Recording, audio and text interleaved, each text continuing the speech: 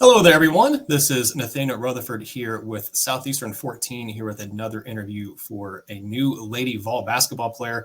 I am very pleased to be joined by Jewel Spear, who is transferring from Wake Forest to Tennessee. Jewel, thank you so much for joining me on the show. Of course. Thank you for having me. Absolutely. So you made quite the splash over the past couple, over the last week when you made the decision to transfer to Tennessee. So I'm curious, what was the big appeal for the Lady Vols? What appealed to you about Tennessee? Why were they the choice for you? I felt like Tennessee was a choice for me because I had certain boxes that I wanted checked when looking at a new program, and Tennessee checked them all. So to name some were a bigger program, a historic program. I want to play on a bigger stage, and the SEC is a bigger stage itself. I want a family atmosphere away from home, and the coaches provided me that on the visit. Just connecting with the coaches from head coach to assistant coaches as well as players. Academics is really important to me as well. I want to do something in sports broadcasting, and the school provided that, especially with the alums and popular names like Andrea Carter, Carolyn Peck, and so forth. So those are three big ones, and then I also want to grow my brand and do that as well at Tennessee. Yeah, you mentioned a lot there, and some of these things that I have written down as follow-up questions already to ask you. So I will ask a couple of follow-ups. You mentioned there about transferring to kind of bigger conference, the SEC.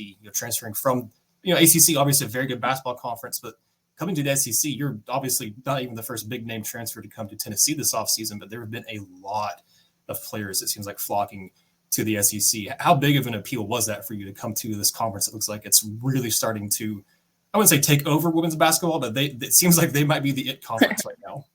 Yeah, the SEC is huge, as you know. Going from coaches and players, there's been a lot of players transferring to the SEC, and I'm one of those players now. But I think the SEC speaks for itself, just the talent of the players, and I think it will help me get ready to do what I aspire to do, which is play in the pros. It seemed like from video when you announced your commitment and just kind of the outpouring of, praise and stuff after you announced your commitment, it seems like you're already fairly close with the players on the team right now. It seems like you all already had a pretty good bond. Can you speak to, how much you maybe have connected with the players that are already here on the team in Knoxville? Yes, so on my visit, I met with all the players individually and created kind of a bond there, which is special. I ate lunch with a couple of the players, Jill, Tess, Carol, Kaya. I'm not good with names, so I think I did pretty good there. And then You got all of them right. Yeah, good job. and then I went to the practice and talked to Rakia, Tamari, JP, and a couple other ones. So just creating those bonds, knowing that I'm a transfer, I'm gonna have to get used to the culture and just leaning on the people that have been there. Well, speaking of those bonds, and obviously you talked about getting to visit with the coaches too. What was their message to you in terms of your fit on the team? How they see you being used and how you can kind of fit in with the roster. Yeah, the coaches told me that they recruited me to do what I already do, which is scoring. I do that really well. But obviously they're gonna develop my game as well. I'm not just coming here to score. I'm gonna play defense. I'm gonna rebound. I'm gonna get my teammates open. I'm gonna be aggressive offensively, but also defensively. But they told me my role is just do what I do, but also doing it around great players. So not doing too much because you don't have to do that much anymore, but just doing what you do, which is special, but fitting that around other people that can do special things as well. Yeah, you mentioned it. You're definitely known for scoring and shooting in the ACC with Wake Forest. A prolific three-point shooter, prolific scorer in general. In your mind, what makes you so good at doing that, and what do you kind of pride yourself the most on in your game? I think what makes me so good at doing that is being able to shoot off the dribble. Not a lot of people can do that. Not a lot of people can create off the dribble and then shoot a step back three or shoot a three right off the ball screen when people go under. So I think that makes me a special player because I can do it off the bounce as well as off the catch and shoot. And I pride myself in it because it just takes a lot of work. I'm always in the gym. Like I told you, I'm about to take my little brother to practice, and then I'm going to be in the gym as well, doing anything that I can do to help me prepare for USA, but also for Tennessee, and just continuing to develop my game, but also working on the things that I do really well. Yeah, that's something I was asked too. Is preparing for USA ball. What's that like for you? How excited are you about that? I'm very excited. It's always an honor when you get invited to USA. I never take that lightly. I'm appreciative. I know there's a lot of other great players. Rakia's going, which I'm happy to spend time with her and create more of a bond. But it's really special when you get an invitation to USA, and I cherish it. I'm blessed, and I'm just ready to go out there and compete and do whatever I can and just live with the results. Well, we've talked a lot about your offense, and you mentioned, you're not just coming here for that. You're going to do other things too. How is your defense? That's something that clearly the Lady Vol brand is big on defense and rebounding. Is that something that, you are, you pride yourself in, or something you want to improve? How is your defensive game? I think if you want to be transparent, I'm not bad at defense. I think it's something I need to improve on. And that's what I pride myself in is challenges. I never shy away from challenges. So if I know I have a weakness and I know I need to fix it, I'll face it head on. So I'm excited about that. It's just improving my rebounding, but also I have a high IQ offensively and defensively. So, listening to the coaches and just finding new ways to be aggressive and active on the defensive end. Nice. Yeah. Being honest is great. And I like that you said you want to improve. That's part of the reason why you're coming here, is to try to keep improving and keep working on your game. So coming to a good spot. The coaches here do a good job of coaching defense. So that, good choice there too.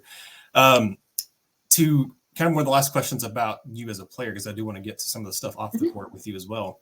Are there any athletes, any players and stuff that you've maybe modeled your game after, that you admire, that that inspire you to be the player you are? Yes. So in the NBA, Steph Curry and Luka. So Steph Curry, always moving. That was me at Wake Forest, and I plan on still being, moving around and finding ways to score, get my teammates open. But Steph Curry is just always moving, reading off-ball screens, reading on-ball screens, and he's hard to guard because he can score off the dribble as well as the catch and shoot. But primarily, his offense is off the dribble, which is me too. And then Luka, he just reads ball screens so well. And I love ball screens. I love being able to read my defender, but also the next line defender to get my teammates open as well. And then in the WNBA, I would say Kelsey Plum, just her mindset. Her mindset, she's very competitive. I'm competitive. I see myself as a dog and having a dog mentality. I never like losing, no matter if it's practice, scrimmages, games, and I'm going to bring that to Tennessee. I don't like losing. I know the fans don't like losing. Our team doesn't like losing, and the coaches don't like losing. So I think I'll fit in really well in that aspect. Yeah, you definitely are going to fit in well there, Jewel. I love that attitude. Love it. You said that you're a dog.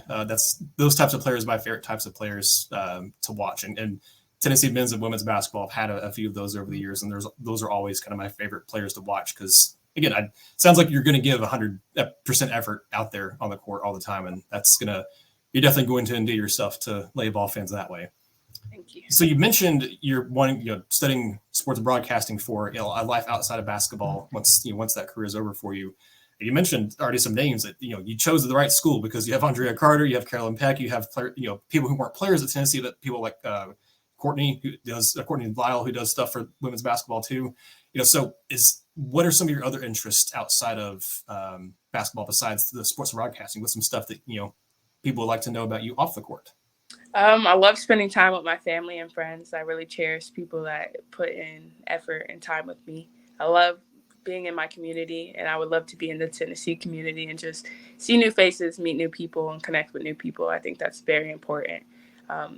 People are going to see me on the court, but they really want to know who I am off the court. So I think that would be really cool to see and build relationships with people. I love bowling. Very competitive. I do that with my family and my former teammates. I love shopping. I love shoes. You'll learn I'm a sneakerhead. I love Jordans. I love watching Netflix shows as well, like Outer Banks and all that. So, well, I've got good news for you, Jewel. There's a couple of really good bowling alleys here in Knoxville. There's the West Town Mall. So you've got a couple of your interests right there. You're set. You're in Knoxville. Okay, perfect.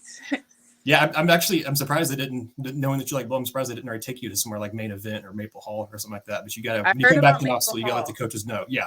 I heard about Maple Hall. Mm-hmm. When you come back to Knoxville, you got to let the players and coaches know, hey, we got to go here and go bowling. You mentioned about the community, too. That was something when I interviewed Julie Hollingshed, and she announced her commitment last year.